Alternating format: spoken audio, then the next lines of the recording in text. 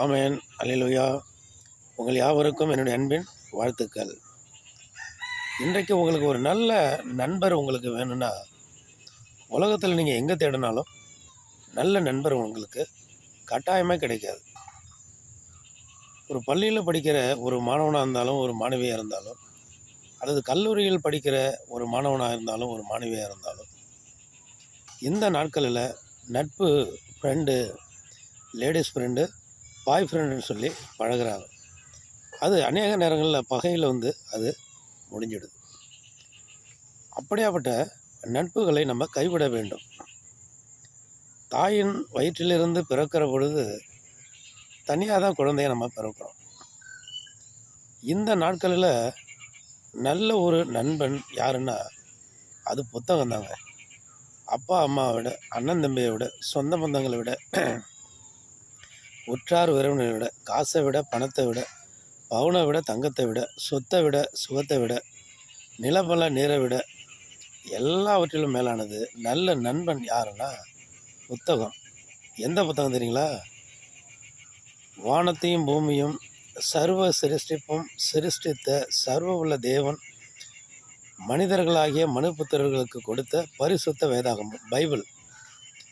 இதை நீங்கள் படிக்க ஆரம்பிச்சிங்கன்னா கீழே வைக்க மாட்டீங்க. அது ஒரு நல்ல நண்பன், உங்களை பாதுகாக்கிற நண்பன், உங்களுக்கு அரணாய் இருக்கிற நண்பன், எதிரிகள் உங்களுக்கு எதிராக எழும்ப கூடாத காத்து கொள்ளுகிற நண்பன், ஆபத்தில் அரவணைத்து கொள்ளுகிற நண்பன், பசி எடுக்கிற பொழுது பசி எடுக்காமல் உங்களை திருப்தியாக்குகிற நண்பன், உங்களுடைய தேவைகள் அனைத்தையும் அந்தந்த நேரத்தில் சந்திக்கிற நல்ல நண்பன், உங்கள் வியாகுலம், சஞ்சலம், கண்ணீர், வேதனை, துக்கம், போராட்டம், வாழ்க்கையில் நடக்கிற எல்லா கசப்புகள் எல்லாவற்றுக்கும் உகந்த நண்பன், ஏற்ற வார்த்தைகளை உங்களுக்கு தந்து இருதயத்தை மலர செய்கிற நண்பன், இருதயத்தை பலப்படுத்துகிற நண்பன், இருதயத்தை பூரிப்பாக்குகிற நண்பன், இப்படி நிறைய சொல்லிக்கிட்டே போகலாங்க. நல்ல ஒரு நண்பன் உங்கள்கிட்ட இருக்கிறது. உங்கள்கிட்ட அந்த பரிசுத்த வேதாகமம் பைபிள் இல்லைன்னா யார் இடத்துல நீங்கள் கேட்டு வாங்கிங்க, அதை படிங்க. அதுபோல் உலகத்தில் நீங்கள் எங்கே தேடி போனாலும் அப்படி ஒரு நண்பனை நீங்கள் பார்க்கவே முடியாது. உங்கள் வாழ்க்கையும் உயர்த்தும், உங்களுடைய குடும்பத்தையும் உயர்த்தும், உங்களுடைய பிள்ளைகளையும் உயர்த்தும். குடும்பத்தில் சமாதானம் இருக்கும், சந்தோஷம் இருக்கும், நிம்மதி இருக்கும், மனமகிழ்ச்சி இருக்கும், குதூகலம் இருக்கும், கொண்டாட்டம் இருக்கும், களிப்பு இருக்கும், விருந்து இருக்கும், நல்ல பேச்சு இருக்கும், நல்ல வார்த்தை இருக்கும். சண்டைக்கு வேலை இல்லை, வம்புக்கு வேலை இல்லை, பிரச்சனைக்கு வேலை இல்லை, கண்ணீருக்கு வேலை இல்லை, கவலைகளுக்கும் வேலை இல்லை. இப்படியா ஒரு நண்பனை நீங்கள் கைவிடாதீங்க. இப்படியாப்பட்ட ஒரு நண்பன் உங்களுக்கு கிடைக்குங்களா? கிடைக்காது. ஏன்னா அப்படியாப்பட்ட நண்பன் தான் பரிசுத்த வேதாகமம்.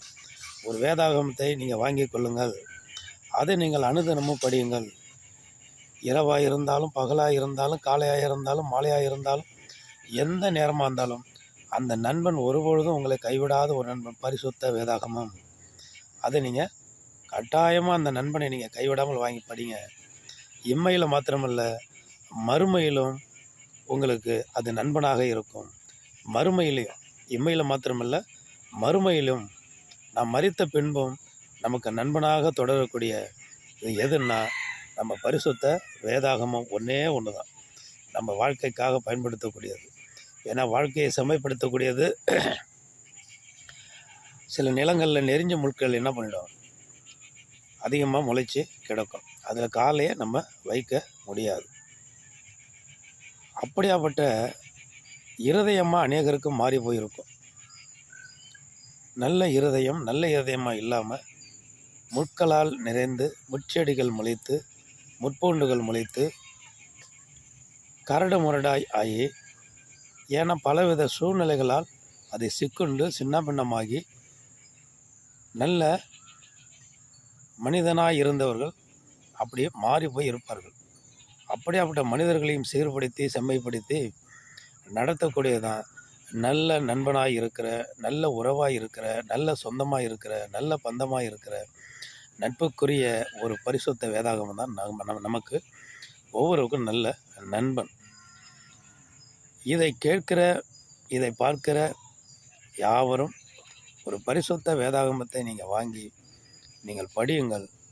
உண்மையாகவே இது உண்மைதான் என்பதை நீங்கள் புரிந்து கொள்வீர்கள், அறிந்து கொள்வீர்கள். பரிசுத்த வேதாகமம் யாருடைய வாழ்க்கையையும், யாருடைய வாழ்க்கை காரியங்களையும் மதம் மாற்றுவது இல்லவே இல்லை. ஒரு தனிப்பட்ட ஒரு மனுஷனை அல்லது ஒரு குடும்பத்தை சீர்படுத்துகிற வார்த்தைகளால் நிரப்பப்பட்டிருக்கிறது தான் பரிசுத்த வேதாகமம். வாழ்க்கை எப்படி வாழ வேண்டும், எப்படி கீழ்ப்படிய வேண்டும், எப்படி உயர்ந்திருக்க வேண்டும், எப்படி பேச வேண்டும், எப்படி எல்லாரிடத்தில் அன்பாக நம்ம பழக வேண்டும், நம்ம வாழ்க்கையில் அனுதினமும் நம்ம என்னென்ன செய்ய வேண்டும், எல்லாவற்றையும் அணுவாக அழகாக ஓவியம் போல் அதில் எழுதப்பட்டிருக்கிறது நீங்கள் படித்தீங்கன்னா வியப்பாக ஆயிடுவீங்க, ஆச்சரியமாக ஆயிடுவீங்க.